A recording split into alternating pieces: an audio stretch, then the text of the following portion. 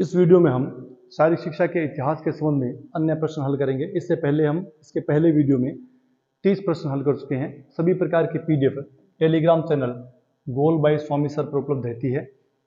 पहला प्रश्न है, किस महान पुरुष द्वारा खेलों व मनोरंजन करने पर मनाही की गई थी? यह जो कथन था यह महात्मा बुद्ध का था।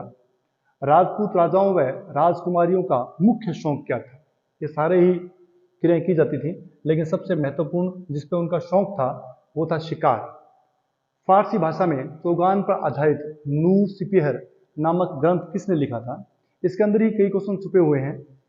फारसी भाषा, इस ग्रंथ की भाषा कौन सी थी? फारसी। किस खेल पे था? चौगान पे। नाम क्या था? नूर सिपहर। ये 3 प्रश्न तो यही हो गए। और चौथा, किसने लिखा? अमीर खुसरो ने। तो ये सभी अपने को याद करने हैं। निम्न में से कौन सा शासक हाथी युद्ध व कुश्ती का शौकीन था, इसलिए मुगल काल में कुश्ती को बहुत संरक्षण मिला? तो पहली बात तो ये मुगल काल का शासक था, ये क्वेश्चन हो गया अपना। कौन सी चीजें थी? हाथी युद्ध व कुश्ती थी। और इसका शौक किसको था? अकबर को था। अकबर खुद कुश्ती में भाग लेता था तथा आयोजन भी करवाता था। ये बहुत अच्छा क्वेश्चन है। ब्रिटिश खेलों की विशेषता नहीं थी। जब भारत पर अंग्रेजों का अधिकार हो गया तो उन्होंने अपना जो कल्चर था वो यहाँ फैलाने की कोशिश की और खेलों के अंदर भी उसको डाल दिया गया। लेकिन क्या अंतर था भारतीय खेलों में उन खेलों में? ये क्वेश्चन बहुत अच्छा क्वेश्चन है। ये कहते एक साथ अधिक खिलाड़ी भाग ले सकते थे। विशेषता नहीं पूछा इसमें। ये सही है। ये क्या है? सही है। क्योंकि अपने क्या कहते हैं भारत के अंदर, जैसे कुश्ती है और तलवारबाजी थी, लाठी चलाना था, इस प्रकार के आयोजनों में लोग अधिक ज्यादा भाग लेते थे, अधिक प्रशिक्षण लेते थे। और इनमें क्या था कि बहुत ही कम खिलाड़ी, यानी कि 2 ही खिलाड़ी भाग ले सकते थे। या कबड्डी है तो थोड़े कम खिलाड़ी भाग लेते थे। तो ये कहते थे ज्यादा खिलाड़ी भाग नहीं ले सकते थे। लेकिन आपने देखा हो क्रिकेट, फुटबॉल, इनमें बहुत ज्यादा खिलाड़ी भाग लेते थे। तो क्या था, अंग्रेजी जो खेल थे उनमें एक साथ अधिक खिलाड़ी भाग ले सकते थे। अधिक कौशल कुशलता की आवश्यकता होती थी। आप सोच के देखो, अब तो क्रिकेट की बात छोड़ दो आप, पहले समय में जो क्रिकेट था और एक कुश्ती थी, दोनों में स्किल की अगर तुलना की जाए तो कुश्ती में बहुत ज्यादा स्किल लगती थी। उसमें आप देखोगे कि पैंट शर्ट पहन के, मतलब पैंट या टी शर्ट या पैंट शर्ट पहन के भी क्रिकेट खेली जा सकती थी। लेकिन कुश्ती इस प्रकार से नहीं खेली जाती थी, क्योंकि कुश्ती के अंदर बहुत ज्यादा मेहनत और स्किल की आवश्यकता होती थी। तलवारबाजी में देख लो आप, लाठी चलाने में देख लो आप, भाला चलाने में देख लो आप, उसमें बहुत प्रकार की स्किल काम में आती थी, बहुत मुश्किल क्रिया थी। तो ये सही नहीं है कि अधिक कौशल कुशलता की आवश्यकता थी। आवश्यकता नहीं थी। अधिक आकर्षक थे, बिल्कुल इनके खेल अधिक आकर्षक थे। जैसे आपको बताया कि क्रिकेट के अंदर किट, कैप और पैड वगैरह, ग्लव्स वगैरह, अच्छे प्रकार के सारे कपड़े पहनते थे, तो वो अधिक आकर्षक हुआ करते थे वो खेल। भारतीय खेल इतने आकर्षक नहीं हुआ करते थे। प्रथम तीनों विकल्प सही है। अपना जो आंसर बनता है वो बनता है ये कि अधिक कुशलता की आवश्यकता नहीं थी। कौशल कुशलता मतलब स्किल। भारतीय खेलों के संबंध में विचार कीजिए। अब ये तुलना करते हैं।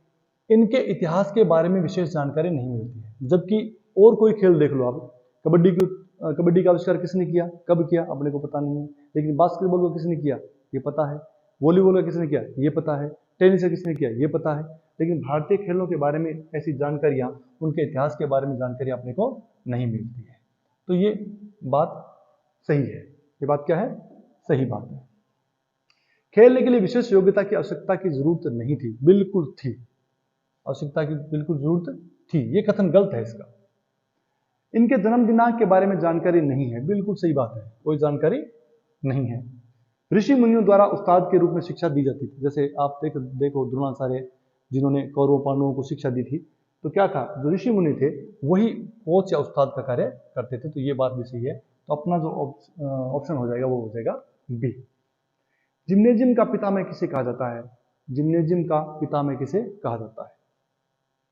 गुरु Samarth Ramdas. Gymnasium most most most important क्वेश्चनों में से एक है। हनुमान व्यायाम प्रसारक मंडल की स्थापना कब हुई थी? हनुमान व्यायाम प्रसारक मंडल की स्थापना 1914 में हुई थी। कहाँ हुई थी? कब हुई थी? 1914 में। अगला प्रश्न देखिए, इसी पे आता है। कहाँ हुई थी? महाराष्ट्र में हुई थी। ठीक है। हनुमान व्यायाम प्रसारक मंडल की स्थापना किसके द्वारा की गई थी? 2 भाई थे, अनंत वैद्य और अंबादास। इन दोनों के द्वारा इसकी स्थापना की गई थी, हनुमान व्यायाम प्रसारक मंडल। इसका उद्घाटन किसने किया था? गांधी जी ने किया था। अब ये दोबारा येलो कलर में क्वेश्चन है, महत्वपूर्ण प्रश्न है, बहुत ही ज्यादा मोस्ट इंपोर्टेंट है। इसे देश का प्रथम शारीरिक शिक्षा का केंद्र भी कहा जाता है। अभी तीनों प्रश्न देखना है, इसने गौर करना है अपने को। देश का प्रथम, ये शारीरिक शिक्षा की बात कर रहा है, ना कि शारीरिक प्रशिक्षण की बात कर रहा है। शारीरिक शिक्षा की बात कर रहा है, ना कि शारीरिक प्रशिक्षण की बात कर रहा है। शारीरिक शिक्षा प्रशिक्षण की बात नहीं कर रहा है, सिर्फ शिक्षा की बात कर रहा है। वो था हनुमान व्यायाम प्रसारक मंडल। ठीक, आगे देखो, यह भारत तथा दक्षिण पूर्व एशिया का पहला शारीरिक शिक्षक प्रशिक्षण का महाविद्यालय है, जबकि हनुमान व्यायाम प्रसारक मंडल महाविद्यालय नहीं था और ना ही प्रशिक्षण देता था। यह काम किसने किया था? सबसे पहले यह भारत का दक्षिण पूरे का देख लो आप, ये था YMCA, young man Christian association, Madras के अंदर स्थापना हुई थी। 1920 के अंदर इसकी स्थापना हुई थी। ये प्रश्न अलग है। तीसरा प्रश्न एक और देखो आप, स्वतंत्र भारत का, अब इसने क्या कह दिया? 1920, ये पहले की बात कर रहा है, लेकिन 1947 में भारत आजाद हुआ, यानी ये स्वतंत्रता के बाद की बात कर रहा है। स्वतंत्र भारत का प्रथम शारीरिक प्रशिक्षण महाविद्यालय कौन सा था? स्वतंत्र भारत का Lakshmibai National Institute of Physical Education, ये था स्वतंत्र भारत का पहला। तीनों प्रश्न अलग अलग प्रश्न है, इसे तीनों को ढंग से देखना है, कंफ्यूज नहीं होना है। भारतीय व्यायाम मान लो, चाहे परंपरागत खेल मान लो, चाहे देसी खेल मान लो, तीनों एक ही बात है। का प्रदर्शन अंतरराष्ट्रीय स्तर पर करने तथा लोकप्रिय बनाने का श्रेय किसको जाता है? ये काम किया था हनुमान व्यायाम प्रसारक मंडल ने। इसने 1936 के बर्लिन ओलंपिक में तथा उसके बाद एक लिंगियाड प्रतियोगिता हुई थी, उस प्रतियोगिता के अंदर भारतीय खेलों का, स्वदेशी खेलों का प्रदर्शन किया था तथा लोकप्रिय बनाने का कार्य किया था। भारत में YMCA की स्थापना कब हुई? 1920 में। हालांकि इस चैप्टर पर अपने अलग से बात करेंगे जब इसके अगला टॉपिक आएगा उसमें, कि भारत में YMCA की स्थापना कब हुई थी। भारत में, ये क्वेश्चन भी बहुत अच्छा है, काफी बार आ चुका है, भारत में संगठित तथा वैज्ञानिक पद्धति पर आधारित शारीरिक शिक्षा का प्रारंभ कब से हुआ था? ये 1920 से हुआ था। HC बक, चाहे यहाँ SC बक मान लो, चाहे आप क्वेश्चन में आ सकता है 1920, और चाहे आ सकता है किसके द्वारा किया गया? तो YMCA के द्वारा किया गया था, क्योंकि YMCA का जो निदेशक था वो कौन था? SC बक था। इसकी स्थापना कब हुई थी? 1920 में। 19वीं शताब्दी में भारत में शारीरिक शिक्षा की आधुनिक विचारधारा की शुरुआत किसने की थी? YMCA मद्रास। किसने की थी? YMCA मद्रास मान लो, वही बात, चाहे HC बक मान लो, एक ही बात है। भारत में शारीरिक शिक्षा विषय के रूप में शुरू करने का श्रेय किसको जाता है? यानी स्कूलों में शारीरिक शिक्षा को सब्जेक्ट बना के जब लागू किया गया था, वो श्रेय भी किसको जाता है? वो भी SC बक को जाता है। ये देखो कितने क्वेश्चन बन रहे हैं इसके ऊपर। वॉलीबॉल और बास्केटबॉल किसकी देन है? YMCA की देन है। किसकी देन है? YMCA की। भारत में भी YMCA लेके आया था, और वैसे भी इनका आविष्कार YMCA के द्वारा, YMCA अमेरिका के द्वारा किया गया है। भारतीय ओलंपिक समिति की स्थापना कब हुई? यहाँ क्वेश्चन अपने को समझना है। यहाँ लिखा हुआ है भारतीय ओलंपिक संघ, और यहाँ लिखा है समिति। ये है IOC और ये है IOA। भारत में पहले क्या हुआ था कि ये ओलंपिक समिति बनाई गई थी। किसके द्वारा बनाई गई थी? दोराबजी जमशेद टाटा के द्वारा बनाई गई थी।